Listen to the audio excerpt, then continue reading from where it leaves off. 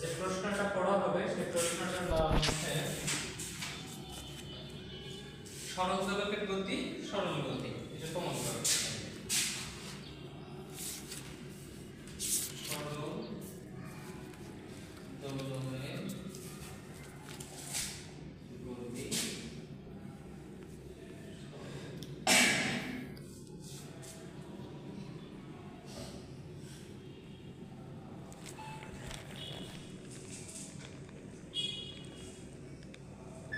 খেয়াল করো, এখানে সরল দোলকের গতি সরল দোলন গতি, ঠিক আছে? তো আমার যেটা মাথায় রাখতে হবে সেটা হচ্ছে দোলক আর দোলক, দোলক আর দোলক।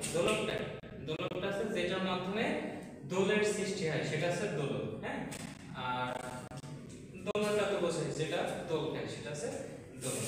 এখন একটা দোলকের যদি আমি চিত্র আঁকাই, ধরো যে এখানে একটা স্প্রিং বা সুতার সাহায্যে আমি একটা ভারী কোনো বস্তু বেঁধে নিই, ঠিক আছে? বেঁধে দেওয়ার পরে এই সুতার দৈর্ঘ্যকে আমি এল ধরে নেব। কি ধরে নেব? এল ধরে নেব। আর ভর এম ধরে নেব। কি ধরে নেব? এম ধরে নেব। এখন এই বস্তুটাকে যদি আমি এখান থেকে টেনে এই পর্যন্ত নিই, ঠিক আছে, নিয়ে যদি ছেড়ে দিই তাহলে এটা কি নিচের দিকে আসবে না? নিচের দিকে আসবে। তো নিচের দিকে যেহেতু আসবে তখন দেখো এটা নিচের দিকে আসবে, নিচের দিক থেকে আবার এদিকে উঠবে। যে বলটা থাকবে সেই বলটা এটাকে কি করবে? উপরের দিকে তুলবে। আবার বলটা যখন আসবে তখন আবার বিপরীত দিকে যাবে, তাই না? এর কারণ হচ্ছে দেখো এই বলটা যখন তুমি টানছো তখন বলটা এই বরাবর কাজ করছে, ঠিক আছে? আর এর যে ওজন আছে, সেটা তার বিপরীত দিকে কাজ করছে। কোন দিকে? বিপরীত দিকে। তো এইদিকে যে বলটা কাজ করে সেটা হচ্ছে mg cos θ, mg cos θ। আর এই বরাবর যেটা তাকে পিছনের দিকে নিয়ে আসে সেটা হচ্ছে mg sin θ, mg কি? sin θ, ঠিক আছে? অর্থাৎ এই যে এই বলটা যদি কি হয়, এই বলটা তো কখনোই পিছনের দিকে আসবে না যদি এই বলটা ক্রিয়া করে। এই বলটা কি হয়? ক্রিয়া করে। তো এই যে mg cos θ, এই বলটা সুতোর ওজনের সাথে প্রশমিত হয়ে যায়। কি হয়? প্রশমিত হয়ে যায়। যখন প্রশমিত হয়ে যায় তখন এই বলটা শূন্য হয়ে যায়। কি হয়ে যায়? এই বলটা শূন্য হয়ে যায়। আর mg sin θ বলটা কাজ করে। এই যে পিছনের দিকে যে বলটা কাজ করে একে বলা হয় প্রত্যয়নী বল। কি বলা হয়? প্রত্যয়নী বল। প্রত্যয়নী বল, ঠিক আছে? এখন এই প্রত্যয়নী বল তাকে কি দ্বারা প্রকাশ করা হবে? mg sin θ, mg sin θ। আর mg sin θ এটা কোন দিকে কাজ করছে? পিছনের দিকে কাজ করছে। তাহলে এর চিহ্নটা হবে মাইনাস। এর চিহ্নটা হবে কি? মাইনাস। তাহলে প্রশ্ন কি? সরল দোলকের গতি। এটাকে যদি আমি সরল দোলক ধরি, তাহলে সরল দোলকের গতি মানে এর যে দোল হবে, দোল সৃষ্টি হবে, এই দোলটার গতি হচ্ছে দোলন গতি, সরল দোলন গতি, ঠিক আছে? এটা আমরা প্রমাণ করব। তাহলে আমি প্রথমে কিভাবে লিখব এটাকে লিখবো যে ধরা যাক একটি সরল দোলকের দোলক পিণ্ডের ভর m। আমি আগে লিখে দিয়েছি যে ভর কত? m এবং সুতার দৈর্ঘ্য কত? l। অর্থাৎ এই সুতার দৈর্ঘ্যটাকে কার্যকারী দৈর্ঘ্য বলবো। কি বলবো? কার্যকারী দৈর্ঘ্য। তাহলে কার্যকারী দৈর্ঘ্যকে তুমি কি করবা? ও এ সাম্য অবস্থান থেকে তাহলে এটাকে যদি ও ধরি আর এই বিন্দুটাকে এ ধরি, ও এ সাম্য অবস্থান থেকে এটাকে টেনে এ পর্যন্ত নিয়ে যাব। এর নাম দেব হচ্ছে বি। এর নাম দেব কি? বি।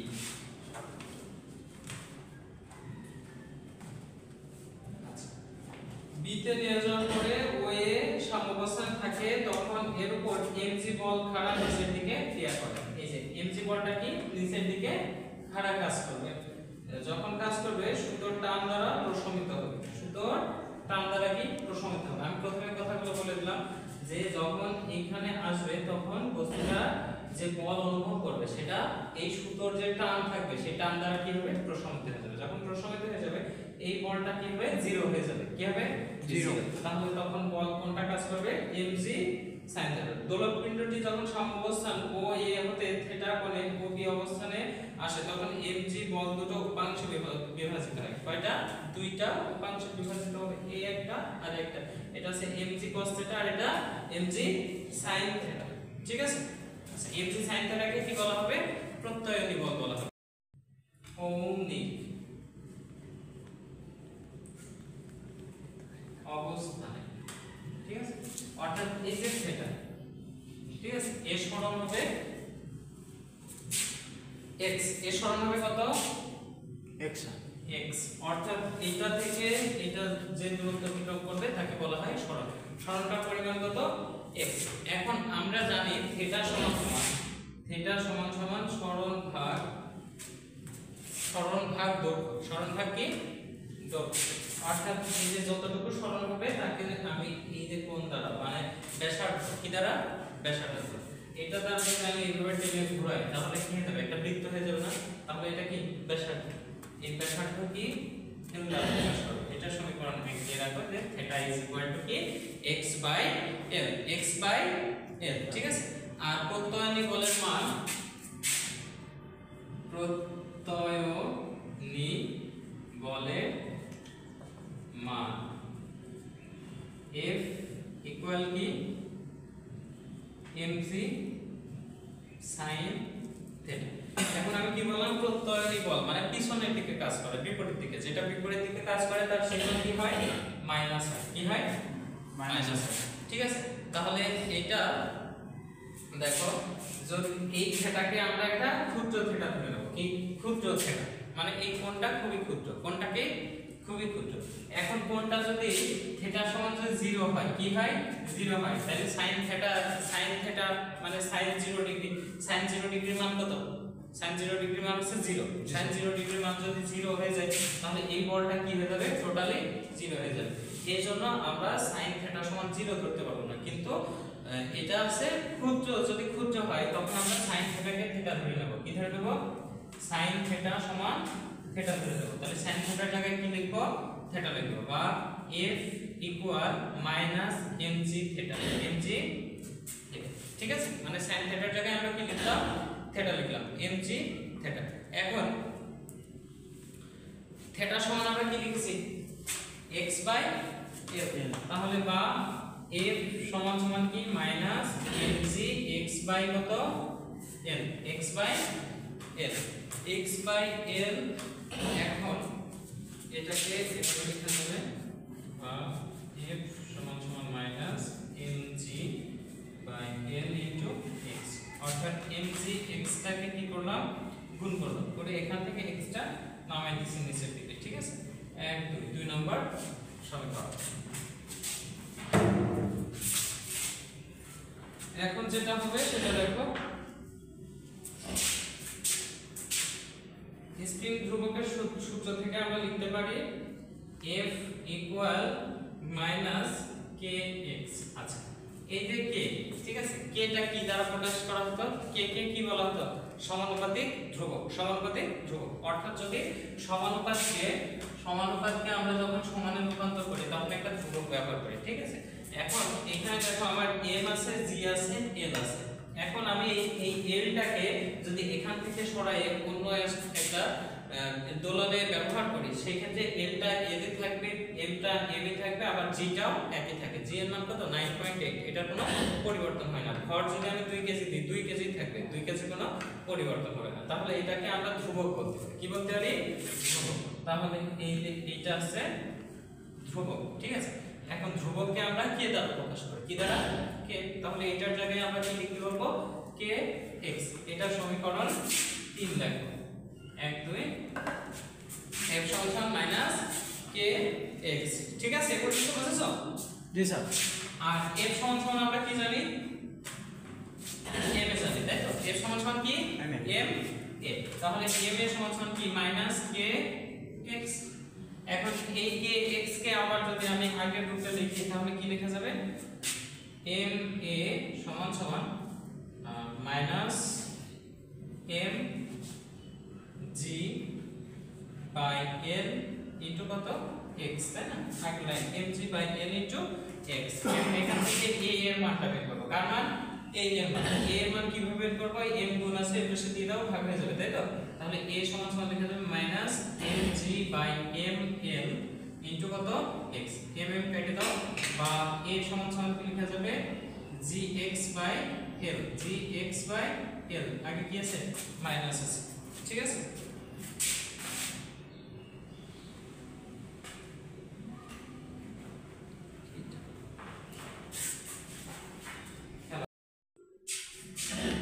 তাহলে এর সমান কি পাচ্ছি আমরা gl/x, এটা সমীকরণ 4 দিয়ে দাও, কত দিবা 4। হ্যাঁ, এখন তাহলে আমরা সমীকরণ কয়টা পাচ্ছি? একটা, দুইটা।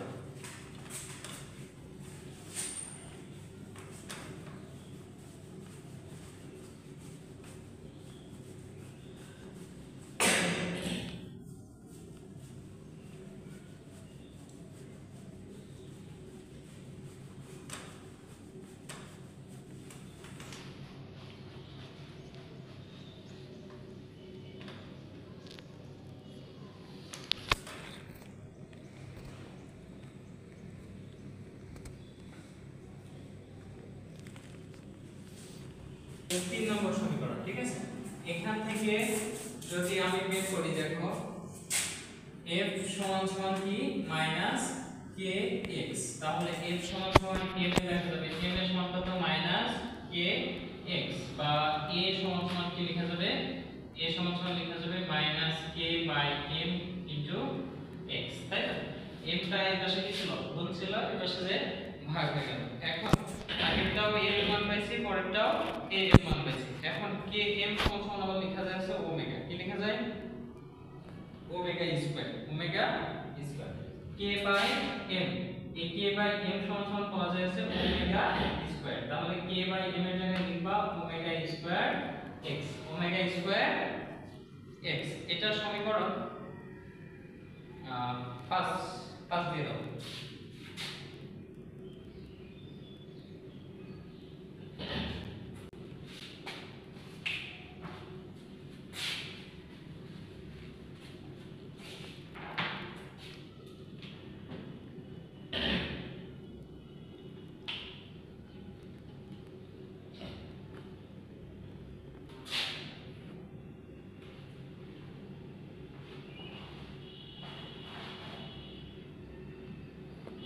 এটা একটা সমীকরণ রাখো, এটাকে বলো 5 নম্বর সমীকরণ। এখন এটা 5, দেখো কার মান? a এর মান, আবার এদিকে যে আমি 4 বের করেছি সেটাও কি এর মান, তাই তো?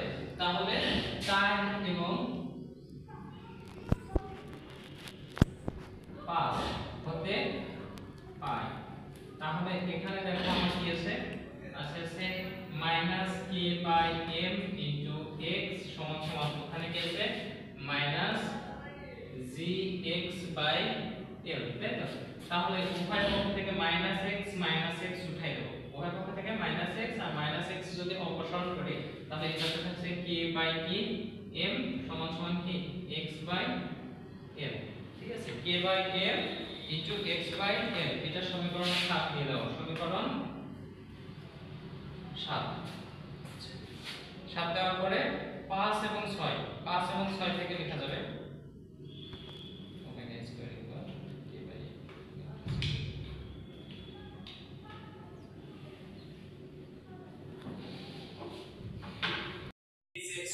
তাহলে থাকবে ওমেগা স্কয়ার কি k/m, ওমেগা স্কয়ার k/m। এখন ওমেগার একটা মান আছে, সেটা আছে ওমেগা সমান সমান 2π/t, 2π/t, এটা হচ্ছে ওমেগার মান 2π/t।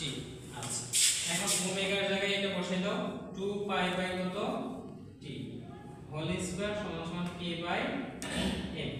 তাহলে এই k/m সমান সমান আমরা কত লিখতে পারবো? x/l, তাই তো? x/l বসাবো এখানে,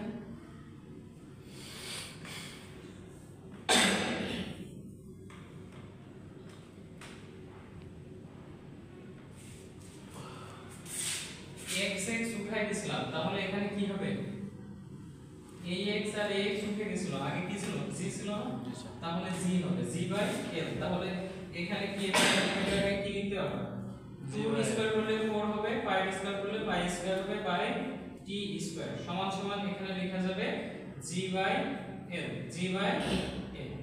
এখন দেখো এখানে আমি যদি এটাকে ঘুরাই দিই, ঠিক আছে, অর্থাৎ টি স্কয়ার উপরে নিয়ে যাব, কারণ আছে আমরা সরল দোলকের গতি নির্ণয় করব, কি দোলনকাল নির্ণয় করব, ঠিক আছে। দোলনকাল তোমার আছে টি দ্বারা প্রকাশ করা হয়, তো আমাদের এখানে টি এর মানটা বের করতে হবে, এই জন্য এটাকে উল্টাই দেব, টি স্কয়ার বাই কত 4 পাই স্কয়ার সমান সমান l বাই কি g, l বাই g।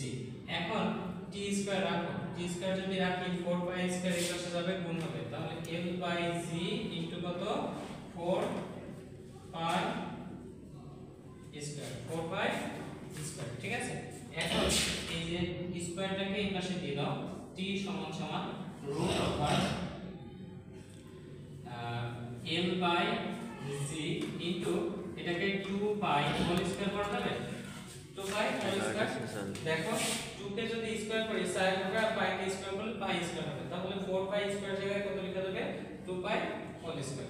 এটাকে যদি তুমি এইভাবে আলাদা আলাদা করে লেখো যে 2 pi square 2 pi whole square root into root over l by কি g, তাহলে স্কয়ার আর রুট উঠে গেলে থাকবে কি 2 pi root over l by কি g। এটা হচ্ছে t এর মান, এটা কি t এর মান। আর এই সিদ্ধান্তের এটা সরল দোলকের দোলনকাল, সরল দোলকের দোলনকাল। তাহলে এটা যদি সরল দোলকের দোলনকাল হয় বা সরল গতির দোলনকাল হয়, তাহলে এই যে দোলকটা ছিল এটা কি ছিল সরল দোলক ছিল, আর এর গতিটা আছে সরল দোলন গতি, এটাই আমাকে দেখাতে বলছে, ঠিক আছে। তাহলে আমার কাজটা কি, আমার কাজ হচ্ছে প্রথমত একটা দোলক অঙ্কন করব, ঠিক আছে। এই হচ্ছে দোলক, দোলকে কি আছে সুতো দিলাম, সুতোর মাথায় একটা m ভরের বস্তু দিলাম, এটাকে টেনে আমি a থেকে b পজিশনে নিয়ে যাব, ঠিক আছে। a থেকে b পজিশনে নিয়ে যাব এর মাঝে যে কোণ হবে সেটাকে থিটা কোণ ধরব, আর যে সরণ হবে সেটা হবে x সরণ, ঠিক আছে। আর এর দুইটা এর যে বল ক্রিয়া করে সেটা দুটো অংশে ভাগ হয়ে যাবে, একটা mg কি cos থিটা আর একটা আছে প্রত্যয়নী বল mg কি sin থিটা, ঠিক আছে। আচ্ছা এখন এই যে বলটা এটা হচ্ছে সুতার একটা টান থাকে, এই টান দ্বারা এই বরাবর যে বলটা ক্রিয়া করে সেই বল কি হয় জিরো হয়ে যায়, প্রশমিত হয়ে যায়, আর একটা বল অবশিষ্ট থাকে সেটা হচ্ছে mg sin থিটা, একে বলা হয় প্রত্যয়নী বল। কি বল প্রত্যয়নী বল, অর্থাৎ যে বলটা পিছনের দিকে কাজ করে তাকে প্রত্যয়নী বল বলে। তাহলে f সমান সমান কি এই যে মাইনাস কি কোণে লিখছিলাম জানো, f সমান সমান minus mg sin theta, f সমান সমান মাইনাস mg sin থিটা। এখন mg sin থিটা এটাকে আমি মাইনাস দেওয়ার কারণ হচ্ছে এটা পিছনের দিকে কাজ করছে, অর্থাৎ ত্বরণের বিপরীতে কাজ করছে, এই জন্য মাইনাস। এখন sin থিটাকে যদি আমি সামান্য করি, তাহলে থিটার মানটা যদি সামান্য হয়, সেটা যদি জিরোর কাছাকাছি বা জিরো হয়ে যায়, তাহলে এটা টোটালি কি হয়ে যাবে জিরো হয়ে যাবে। এই জন্য আমি জিরো না ধরে একেবারে ক্ষুদ্র ধরবো, কি ধরবো ক্ষুদ্র ধরবো। এই জন্য sin থিটাকে আমি থিটাতে রূপান্তর করলাম, কিসে থিটা। তাহলে sin থিটাটাকে থিটা লিখেছি f সমান সমান মাইনাস mg থিটা। আচ্ছা থিটার মান কি, থিটা ওই যে আছে সূত্র, থিটা সমান সমান কি x বাই l, x টা কি x টা সরণ, l টা আছে কার্যকারী দৈর্ঘ্য বা ব্যাসার্ধ, কার্যকারী দৈর্ঘ্য বা ব্যাসার্ধ। তাহলে মানটা এখানে বসালাম, তাহলে থাকছে mg by l into x। mg এবং l তিনটাই এমন বস্তু যার কোনো পরিবর্তন হয় না, এটাকে ধ্রুবক বলা যায়। এজন্য ধ্রুবককে উঠায়ে আমি সেখানে কি বসাইছি k বসাইছি, কি বসাইছি k, কারণ আছে সমানুপাতিক ধ্রুবক কি k, যেহেতু এগুলো ধ্রুবক এজন্য k বসালাম। k বসানোর পরে দেখো এখানে f সমান মাইনাস kx রাখলাম, মাইনাস kx। এখন f এর জায়গায় কি জানি আমরা m, m এর সমান কি মাইনাস kx, আর m এর সমান k এর মান কত, k এর সমান আমরা লিখতে পারবো mg by l, mg by কি l minus mg by l into x। এখন এই পাশে কি ছিল m ছিল, m টাকে আমি এই পাশে নিয়ে যে ভাগ করে দেব, m আর m কাটা যাবে, থাকবে কি g by l into x, g by l into x, ঠিক আছে। তাহলে লেখা যাবে a সমান মাইনাস gx বাই l, এটা একটা সমীকরণ লিখে দাও। আবার ওই যে f সমান মাইনাস kx ওইটা নিয়ে আমি আরেকবার কাজ করব, f সমান মাইনাস kx, তাহলে f এর মান কত m এর, m এর সমান মাইনাস kx, m টা কি ছিল গুণ ছিল এই পাশে ভাগ হয়ে যাবে। এখন k বাই m সমান সমান লেখা যাবে কি k বাই m সমান সমান লেখা যাবে ওমেগা স্কয়ার, ওমেগা স্কয়ার, ঠিক আছে। এখন ওমেগা স্কয়ার বা ওমেগা স্কয়ার ইনটু x, ঠিক আছে। এখন এটাকে একটা সূত্র রাখবা, এটা একটা সমীকরণ রাখবা, দুটো সমীকরণ। এখন দেখো 4 এবং 5, ওই যে ওই পাশে 4 ছিল ওইটা এর মান ছিল, এই পাশে 5 আছে এটাও এর মান, ঠিক আছে। তাহলে এই দুটো মানকে সমান লেখা যাবে, অর্থাৎ -gx/l সমান সমান লেখা যাবে কি -km/x। তাহলে উভয় পক্ষ থেকে x x উঠিয়ে দেব, মাইনাস মাইনাস উঠিয়ে দেব, থাকবে কি k/m সমান সমান কি g/l, এটা রেখে দিলাম, এটা সমীকরণ 7 রাখলাম, ঠিক আছে। এখন 5 এবং 6 থেকে 5 এবং কি 6 থেকে, তাহলে 5 আর 6 কই, এটা 5 এবং এটা কি 6 ছিল, তাই তো 5 এবং 6। এখন এটাও এর মান এটাও এর মান, তাহলে লেখা যাবে -k/m * x সমান সমান ওমেগা স্কয়ার x। তাহলে উভয় পক্ষ থেকে দেখো